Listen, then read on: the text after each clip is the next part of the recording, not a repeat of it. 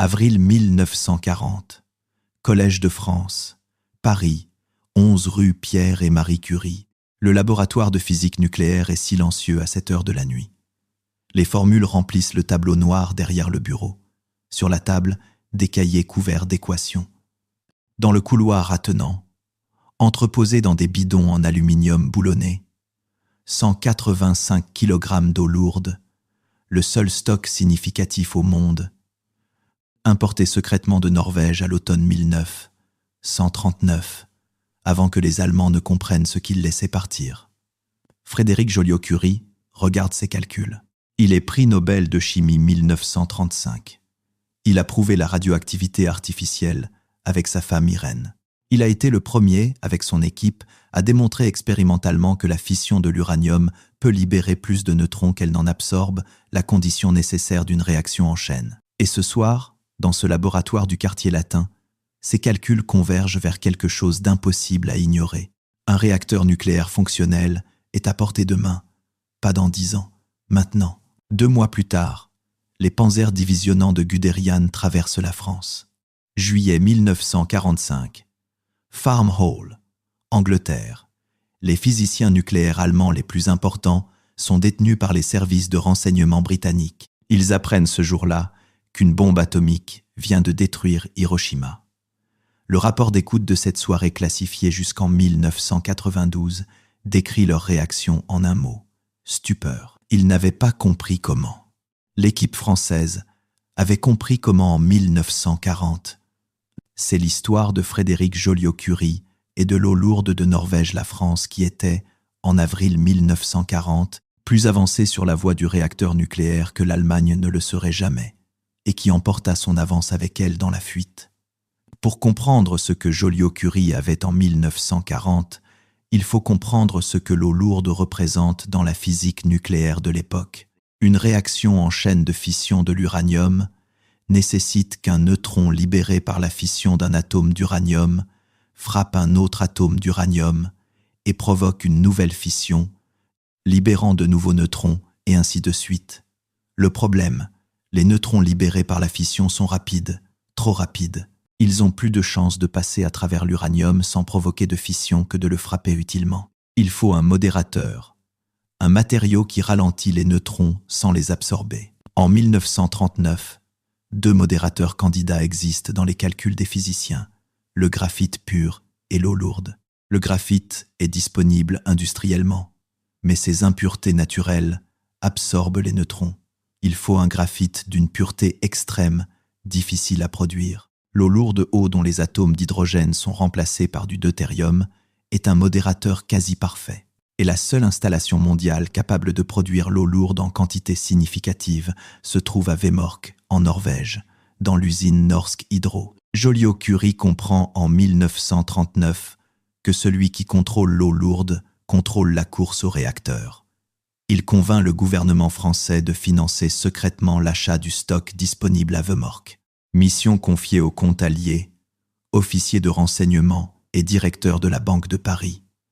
En mars 1940, Allier revient de Norvège avec 185 kg d'eau lourde, toute la production disponible, embarquée dans des bidons, ont sorti de Norvège avant que les Allemands comprennent ce qui se passe. Au printemps 1940, l'équipe de Joliot-Curie au Collège de France est la plus avancée au monde sur la physique des réacteurs. En janvier 1940, Joliot-Curie, Hans von Albin et Lou Kowarski publient dans Nature un article fondamental. Dans une sphère d'eau lourde contenant de l'uranium, le nombre de neutrons secondaires produits par fission est supérieur à 1.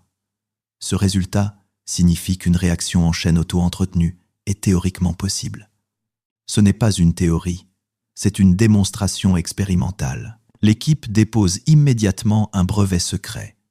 Un réacteur nucléaire modéré à l'eau lourde, capable de produire de l'énergie en continu une fois amorcé. Le design est précis. Les calculs sont vérifiés.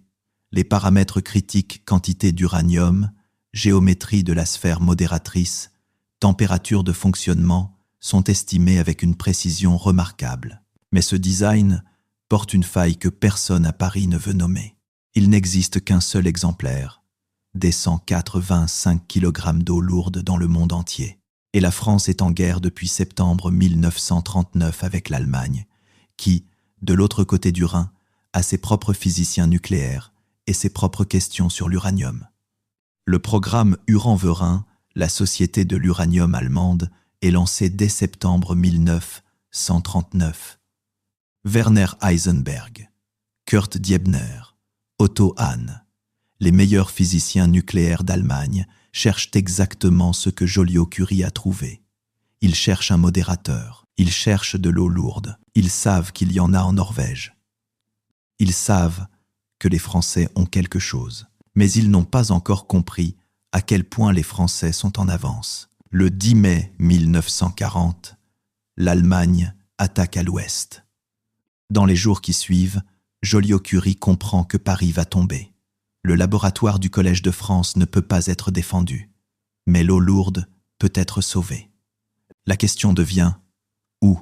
La première option est Clermont-Ferrand, loin du front. Les bidons sont chargés dans un camion, mais Clermont-Ferrand ne sera pas hors de portée suffisamment longtemps si la retraite continue. La deuxième option, l'Angleterre. Si l'eau lourde traverse la Manche, l'Allemagne ne peut pas l'atteindre.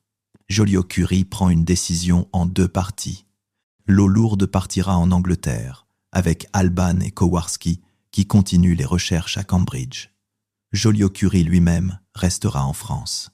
Il ne peut pas partir sa famille, son laboratoire, ses étudiants, sa conviction que la résistance scientifique doit continuer sous l'occupation.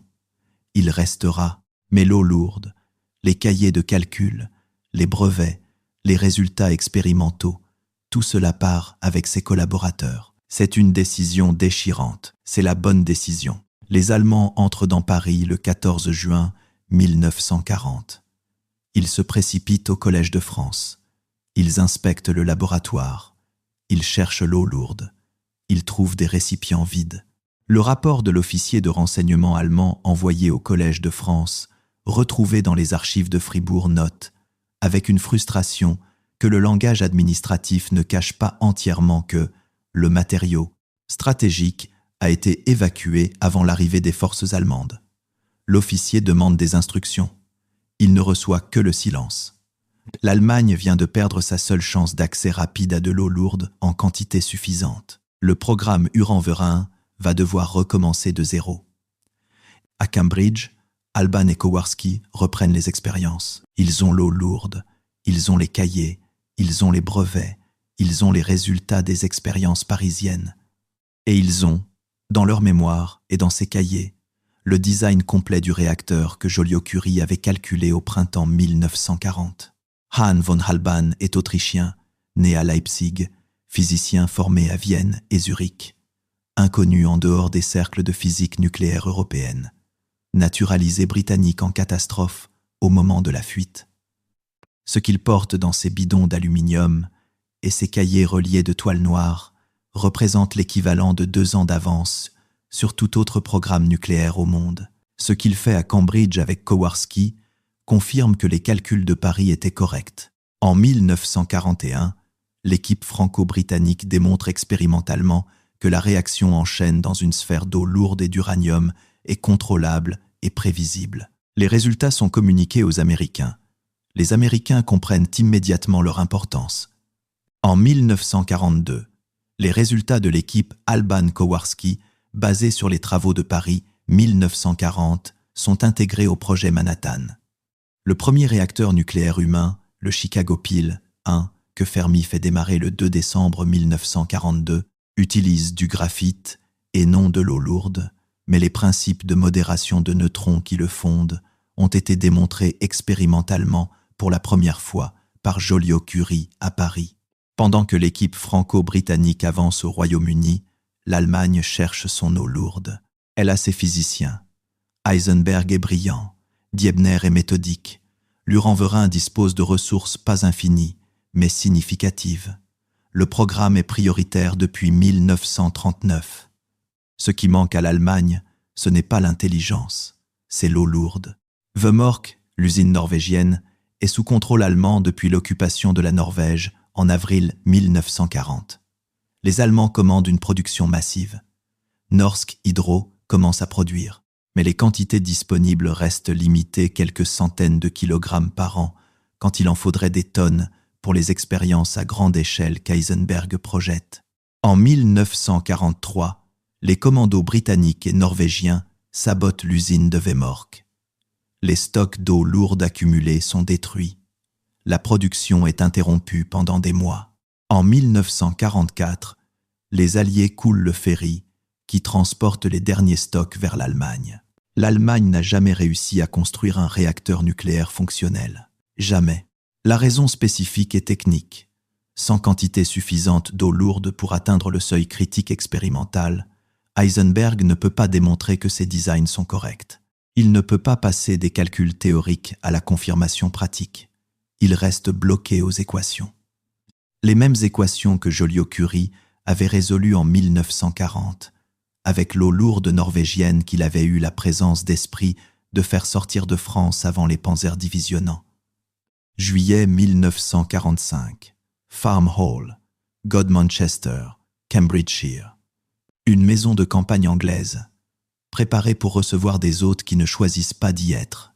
10 physiciens nucléaires allemands, dont Werner Heisenberg, Otto Hahn, Max von Laue, Karl Friedrich von Weizsäcker, sont détenus depuis 2 mois par les services de renseignement militaire britanniques. L'opération s'appelle Alsos. L'objectif, évaluer l'avancement du programme nucléaire allemand et empêcher les scientifiques de tomber aux mains des soviétiques. La maison est entièrement mise sur écoute. Chaque conversation est enregistrée. Le 6 août 1945, un communiqué radio annonce la destruction d'Hiroshima par une bombe atomique américaine. Les enregistrements de Farm Hall décrivent la soirée du 6 au 7 août. Les physiciens allemands se réunissent dans le salon. Les enregistrements capturent leur voix. Heisenberg dit que c'est impossible. Il dit que les Américains n'ont pas pu construire une bombe. Il dit que les calculs ne le permettent pas. On lui apporte la confirmation radio. Le silence dure plusieurs secondes. Karl Friedrich von Weizsäcker dit finalement « Je pense que c'est une honte sur nous tous que nous n'y soyons pas arrivés. » Otto Hahn, qui avait découvert la fission nucléaire en 1938, dit qu'il se sent personnellement responsable de la mort des habitants d'Hiroshima parce que c'est sa découverte qui a rendu la bombe possible. Les enregistrements de Farm Hall, classifiés jusqu'en 1992, montrent des hommes brillants confrontés à une découverte. Ils avaient passé 5 ans sur le problème que les Français avaient résolu expérimentalement en 1940. Ils avaient les mêmes équations, les mêmes connaissances théoriques, les mêmes intentions. Ils n'avaient pas l'eau lourde norvégienne. Ce que les archives montrent aujourd'hui, consultées dans leur ensemble, est une histoire à contre-courant de tous les récits habituels sur la défaite française de 1940. La France n'était pas en retard techniquement. Elle était en avance. Joliot-Curie et son équipe avaient, au printemps 1940, les 3 éléments nécessaires à un programme de réacteur nucléaire sérieux. Le stock d'eau lourde, le design expérimental validé et les résultats publiés qui démontraient la faisabilité de la réaction en chaîne. Le programme Uran-Verin allemand, lancé en même temps, n'atteignit jamais ce stade. Après 1940, la contribution française ne disparaît pas. Elle migre. Les travaux de Halban et Kowarski à Cambridge sont directement intégrés dans le projet Manhattan. Les chercheurs de l'équipe parisienne participent au développement du réacteur nucléaire canadien de Chalk River, mis en service en 1945, le premier réacteur nucléaire construit hors des États-Unis. Les brevets déposés par Joliot-Curie en 1940 sont reconnus dans l'après-guerre comme des contributions fondamentales à la physique des réacteurs. Joliot-Curie lui-même, resté en France sous l'occupation, dirige le programme nucléaire civil français à la Libération. Il fonde le commissariat à l'énergie atomique en 1945. La France construit son premier réacteur en 1948, le Zoé, à Fontenay-aux-Roses. 185 kg d'eau lourde sauvés en juin 1940. 5 ans de programme Uran-Verin allemand pour 0 réacteur fonctionnel construit. 0 démonstration expérimentale de réaction en chaîne par l'Allemagne entre 1939 et 1945. la France de 1940, plus avancée que l'Allemagne de 1945 sur la physique des réacteurs. Certains savants construisent des armes que l'histoire retient. D'autres construisent des savoirs que l'histoire oublie d'attribuer. Joliot-Curie avait en 1940, dans un laboratoire du quartier latin, ce que les meilleurs physiciens allemands cherchèrent en vain pendant toute la guerre. On parle peu de cela. On parle beaucoup de Hiroshima. Entre ces deux faits, il y a 185 kg d'eau lourde norvégienne, emportée dans la nuit par deux hommes qui savaient exactement ce qu'ils transportaient. La France n'a jamais manqué de génie. Elle a manqué d'écoute.